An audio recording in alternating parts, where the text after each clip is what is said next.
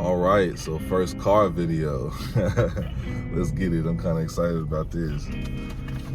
Yeah, I noticed these tend to go up. So anyway, I don't know, that's not why I'm doing this. Yeah, it is. Let me quit playing. I want to reach as many. I genuinely want to reach as many people as possible, man. But anyway, welcome back to another Shadow Gym Inner Workout. I'm your host, Torin Gooley.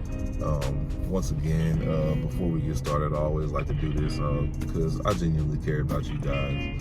Leave it in the comments, whatever you feel like leaving, anything you feel like you want to get off your chest that you feel comfortable sharing anyway. This is a no judgment zone, worry-free, bully-free zone. All that's a safe place, man. I want to create a safe place for you guys, man. I know that's lacking in a lot of people's lives, it seems like it. So anyway, I don't know what I'm doing. So I want to make a video because this is about the anniversary of when I really started my shadow work journey and got right back on it. And coincidentally, I filled up my journal. This is what this was really going to be about, the importance of journaling, and I don't want to make this too long. So guys, if you're not journaling, start. Just write anything. I literally bought this thing on an impulse. Like, I was literally just like, I was walking around Walmart looking for shit to buy for my son, and I just like, you know what, let me just get a tablet. And I just got a tablet, and I just started writing in it, and I don't know, just like the power of getting like your thoughts on the paper, like getting your emotions out, like in the form of like writing it down. If you're not doing anything but like writing down like how you feel. See, I don't know, I was weird at first. I thought like if you weren't writing like a poem or like a song or some shit like that, then it didn't count. But no, just like getting that shit like out of your head and that energy out of your head or out of your body onto somewhere else is like so powerful. It's just like, the crazy thing about shadow work is like, dude, when you like really think about like how you feel and like you like write that shit down and then like you read it back to yourself, so many times you be like, man, this shit don't even make no sense. And you like, makes it so much easier to let go. And it puts things in such a perspective, the things that like you could be focusing on other than the shit that you are that's taken away from your happiness. But anyway, so I say all this to say, so I want to share with you guys my last few pages in this thing. Let's see, the last year or so, especially particularly the last few months, I went through a lot, and these are pretty much my takeaways I got from them. My last 3 pages is like, it's actually 3 lists, so I'm gonna try to get through them and not talk on each point too damn long. So you know, let me stop worrying about that. Let me just give y'all what y'all need to hear. So anyway, so I got it. My last 3 pages is the Pro Care era. Reason why I named it that is like, this is the name of the company I worked for the last few months. Great experience, great people, gained a lot of great experience, but my contract's up and I'm a free agent again, and these are my takeaways from that era. So I'm gonna start with number one. Number one, don't get too comfortable in any area. And by too comfortable, what I mean is stagnant. I wrote that down in here. Don't sit still in any area. And keep in mind that doesn't mean that you have to like just overwork yourself or always be constantly like doing something all the time. But just like keep in mind that slow motion or small moves is better than none, you know? So, and the reason why I wrote this is when I got this job, I stopped job hunting. You know, looking for job searching is a full-time job in and of itself. You know, and if you slack off on doing that, then like you're only slowing up your pipeline of opportunities. And even though I knew this was a contract job, they led me to believe when I got hired that it was gonna be contract to hire. So I was just like comfortable in the fact that I was gonna get hired and things, and I just got comfortable. So I feel like I didn't need to job search anymore. And then that skill ended up dulling down, and now I'm having to sharpen it again. You know what I mean? And so if I was just like steadily though, like constantly, like all it would have taken is just, now that I'm reflecting back on it. Oh yeah, job search tip while you're here. This is a hidden gem in here.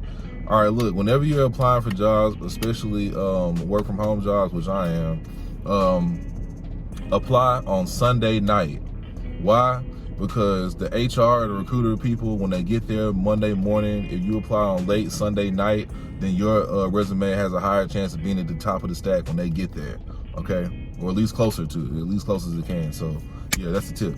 So anyway, all I had to do was just keep applying just every Sunday night. Now I'm just gonna make that a habit. If I do nothing else, from Sunday night at 9 o'clock or about 15 to 20 minutes, I'm gonna just apply for jobs. Just don't matter what, just apply for fucking jobs. So and just keep doing that. So therefore, like, even while you're at your one opportunity, you'll get a call for a better one before you have to leave instead of after. You know what I'm saying? So anyway, that's a takeaway I left. So anyway, number 2, law of attraction, vibration is real. You know, I have personal stories that I want to keep to myself about this, that that have proven this to me. But one that I definitely want to share with you guys right now is one that actually happened to me with my son yesterday. I've been putting off this video for a minute, and I feel like there was a reason for it, and I feel like that reason was yesterday, so I can tell y'all some shit like this. So yesterday, my son is watching his tablet in the living room, right? And in the living room, my lamp has a color changing bulb, which is attached to an app on my phone. And I can change the color to any color I want, right? It's like a color wheel. And you know what? I never ask him this. I normally pick the color for the living room, but I don't know why. I just had the impulse to ask him what color he wanted to light in the room, and he said indigo. And I was like, huh, indigo? And he said clear as day, 3 years old. And I was like, that's an interesting choice. And I was like, hold on, what is that? Isn't that like that purplish blue color? And he was like, yeah. And then I changed it to, and he was like, yeah, that's it. So I was like, huh. And like, I swear, like, he actually said this. This isn't like one of those things where it's like the kid was like, Mama, how come they not still starting LLCs? I promise you, he actually said this. So, anyway, and just so happened that right in front of the lamp, I have my board where I do my videos, right? And I have like a little makeshift Hawkins scale of vibration that shows you the vibration like in colors. And you know, I'll be damned if I didn't notice right then that, you know, indigo is the color of the highest vibrations: love, peace, joy, enlightenment. And you know, kids, you know, I said this in many videos, gonna continue to say it, like, kids are the most like highest vibrational people, because, you know, they're coming straight from enlightenment right to joy. You know, that's why kids are always so happy. That's why kids are known for being happy, because, you know, they're naturally high vibe. And like the fact that he said indigo with his mouth, that was crazy. So I feel like that's like a testimonial, if you will, that this is real. But look, I got a whole video. I'm finna deep dive into this. I don't want to go too far into that. So anyway, number 3, nothing and nobody is worth sweating.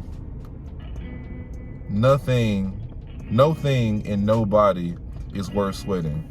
By sweating, I mean stressing about, worrying about, you know, pulling out your hair, running up your blood pressure, lowering your vibration over.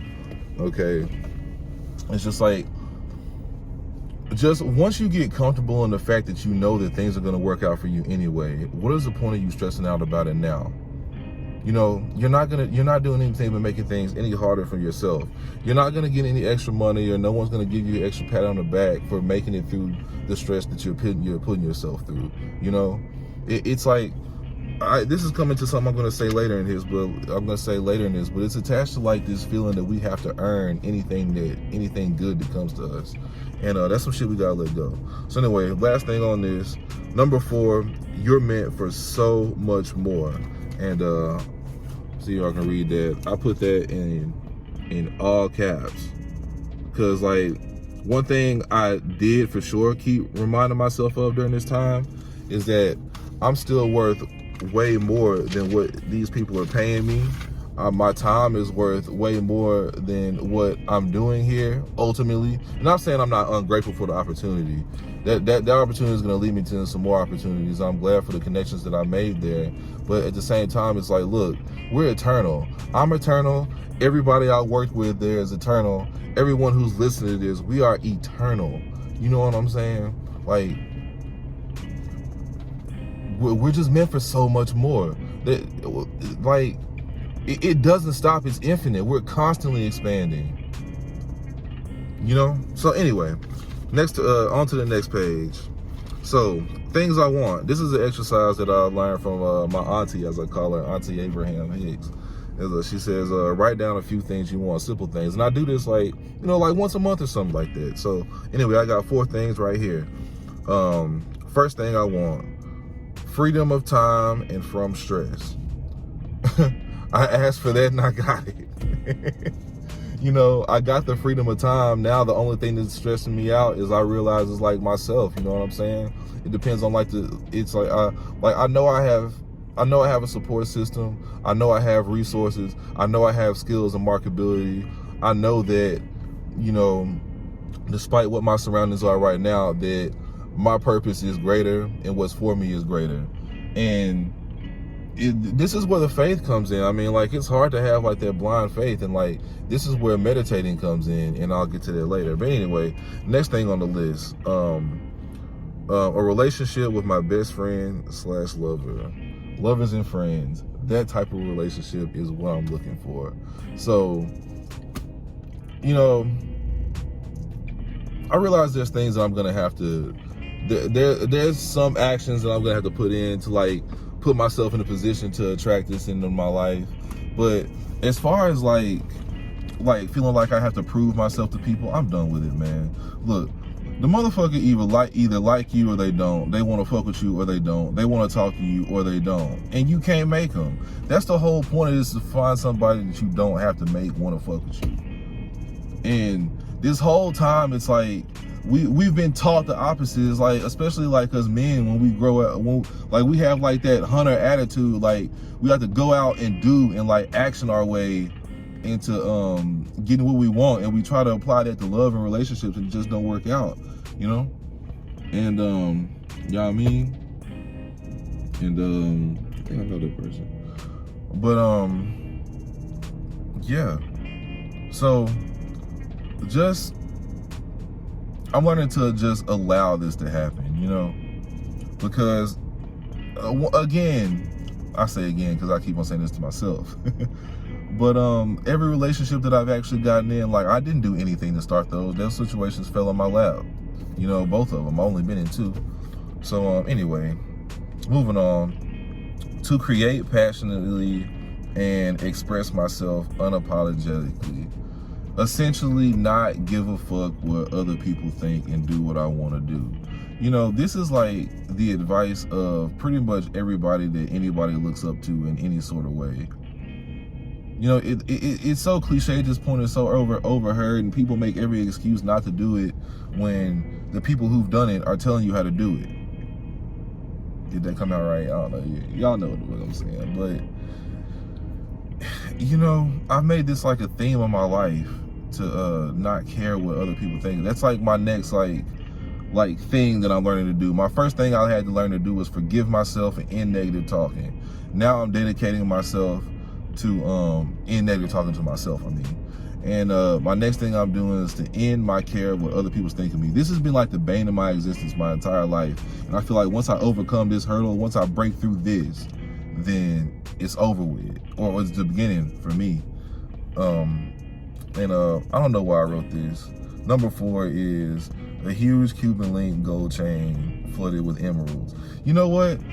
I don't get the appeal of diamonds. I feel like every other gemstone is cooler looking than a diamond. And I really like the green and gold contrast and shit.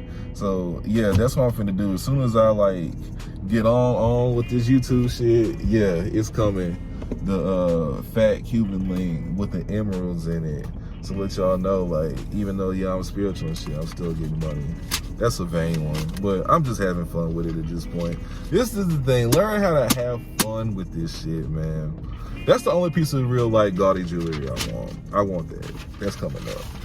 All right, so last thing. Things to give up. Things to give up. I also got this directly from an Abraham Hicks video. I watch those almost every day. So check it out. Things to give up. Need to justify your existence through hard work.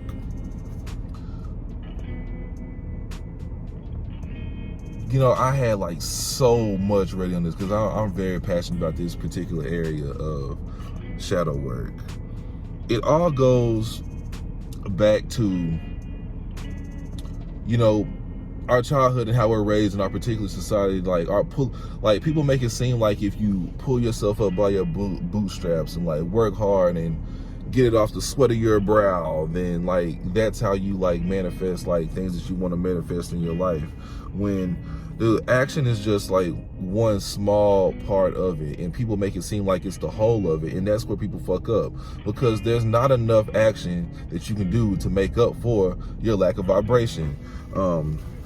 Abraham says this in the videos all the time. It's like you trying to vacuum your fucking house without plugging in the vacuum.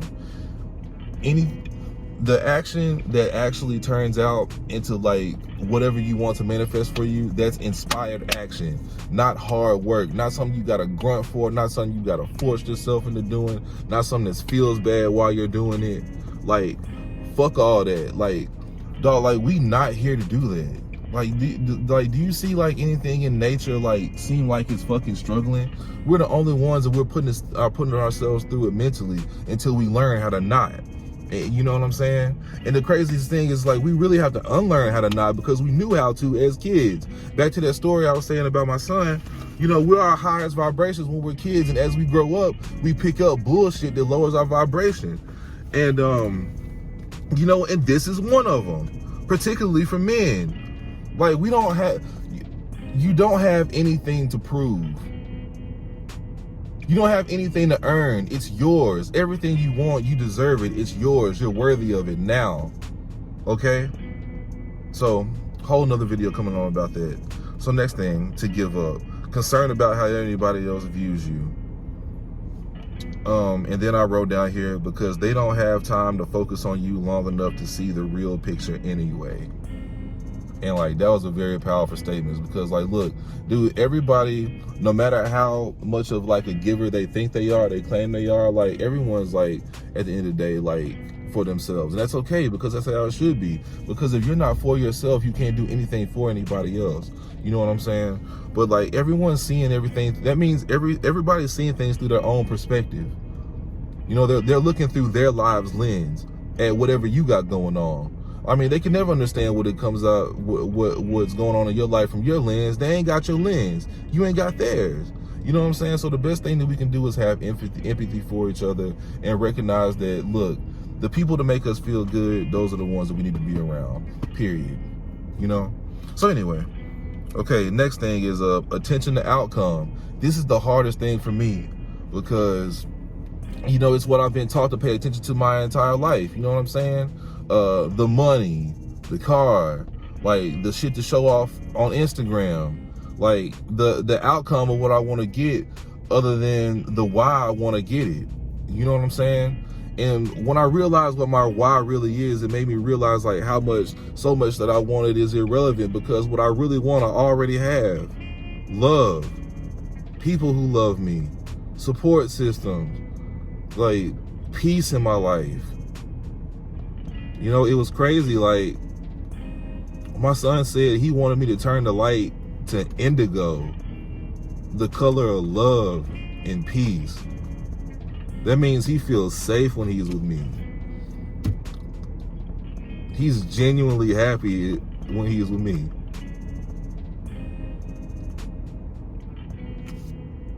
Like, I'm getting emotional thinking about like I created a space like that for my kid to thrive in.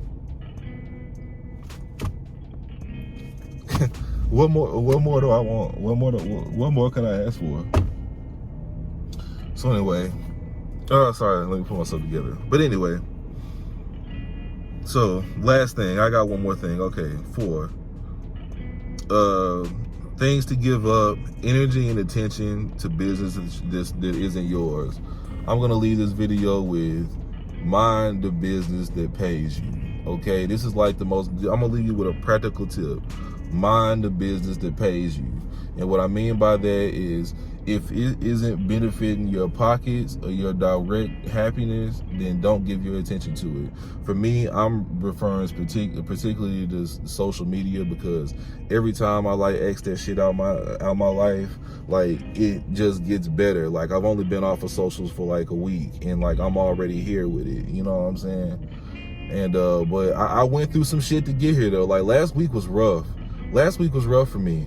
You know, I meant to put out this video a long time. Like I said, I've been putting it off. I just been like going through it mentally, man. And it's like I'm facing some limiting beliefs that, you know, I thought I dealt with, but you know, I really just kind of like knocked them down. And you know, as I learned earlier, like I let some parts of my life get stagnant, and they came back up, and now I gotta deal with them again. It is what it is, you know, and I recognize that in my next part of my life, more contrast is gonna come that I'm gonna have to deal with. You know what I mean? So it's all just learning how to use it.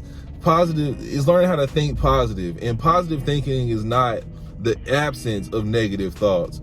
It's learning how to use them in a way that empowers you. And dude, I'm like in the field, like trying to wrestle that shit again, man. And it's thrilling, and it feels so good every time I have these breakthroughs. And I love making these videos, and I love bringing you guys on this journey with me. So thank you again for tuning in. Peace out.